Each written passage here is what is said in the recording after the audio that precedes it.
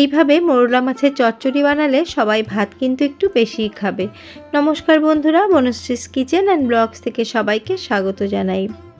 আপনারা সকলেই বানিয়ে থাকেন মোরলা মাছের চচ্চড়ি। আমি কিভাবে বানাই আজকে সেটাই শেয়ার করব। ভিডিওটি পুরো দেখার অনুরোধ রইল, আশা করি আপনাদের খুব ভালো লাগবে। রেসিপিটি বানানোর জন্য আমি সমস্ত কিছু এখানে রেডি করে নিয়েছি। এইখানে মোরলা মাছগুলোকে ভালো করে কেটে ধুয়ে পরিষ্কার করে জলটাকে ঝরিয়ে নিয়েছিলাম। তারপরে পরিমাণ মতো নুন হলুদ মেখে আমি রেখে দিয়েছি। একটা মিডিয়াম সাইজের বেগুনকেও এইভাবে সরু করে লম্বা করে কেটে নিয়েছি, নুন এবং হলুদ মাখিয়ে রেখে দিয়েছি। তার সাথে নিয়েছি একটা বড় সাইজের পেঁয়াজটাকে আমি একটু মোটা করে কুচি করে নিয়েছি। এবার রান্নাটা শুরু করব। তার জন্য গ্যাসের মধ্যে পরিমাণ মতো আমি সর্ষের তেল গরম করে নিয়েছি। এখানে আমি সর্ষের তেল দিয়ে আজকে রান্নাটা করব। আপনারা চাইলে রিফাইন্ড অয়েলেও কিন্তু করতে পারেন, কিন্তু সর্ষের তেলে মাছ রান্নাটা আমার ভালো লাগে, তার জন্য সব সময় আমি মাছ রান্না কিন্তু সর্ষের তেলেই করে থাকি। সমস্ত মাছগুলো আমি একবারে দিয়ে দিলাম। গ্যাসের ফ্লেমটাকে আমি হাই করে দিয়েছি, আর এক পিঠটা ভাজা হয়ে গেলে আরেক পিঠে উল্টে দিচ্ছি।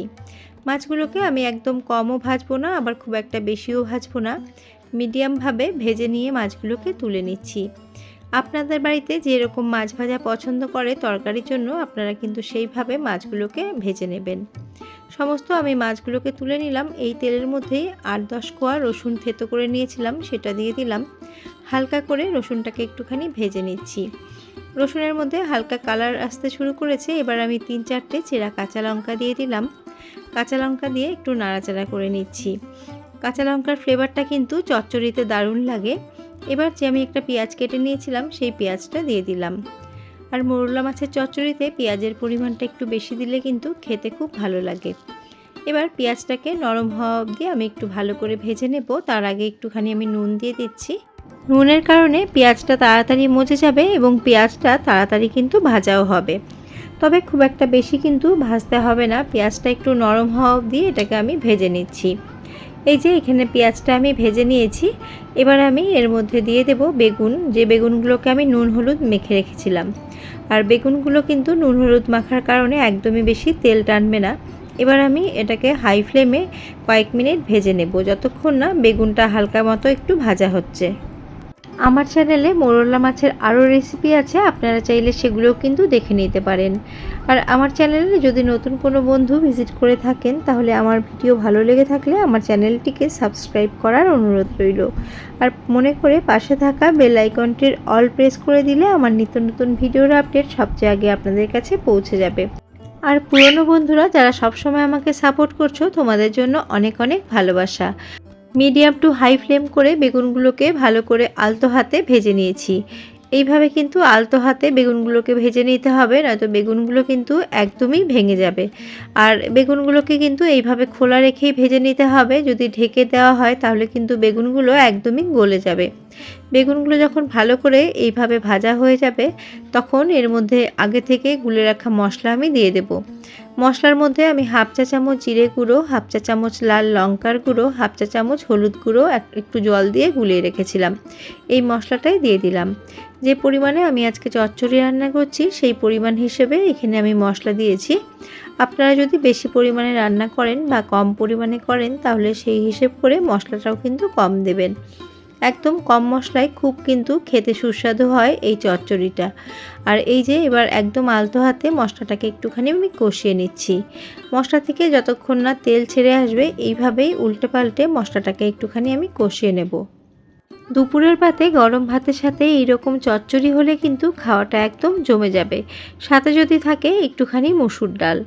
আর এই যে এখানে আমি ভালো করে মশলাটাকে কষিয়ে নিয়েছি। মশলা থেকে কিন্তু তেলটাও ছাড়তে শুরু করেছে।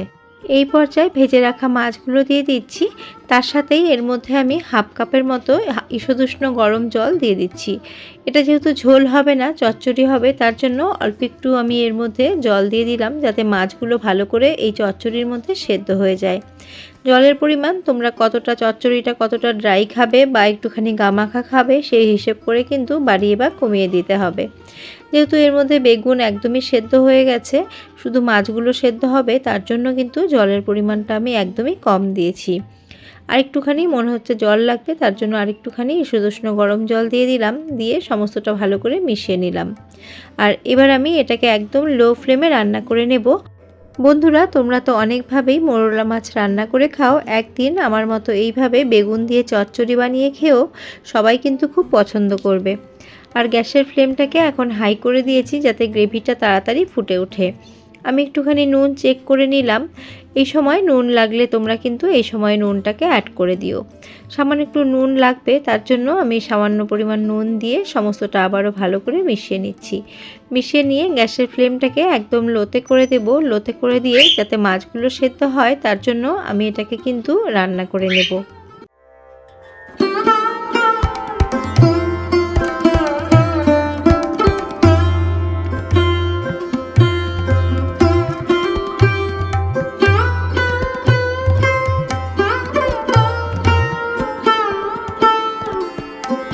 ফোড়নে কাঁচা লঙ্কা দিয়েছিলাম, তাছাড়াও আমি ঝালের জন্য এখানে লাল লঙ্কার গুঁড়ো ব্যবহার করেছি।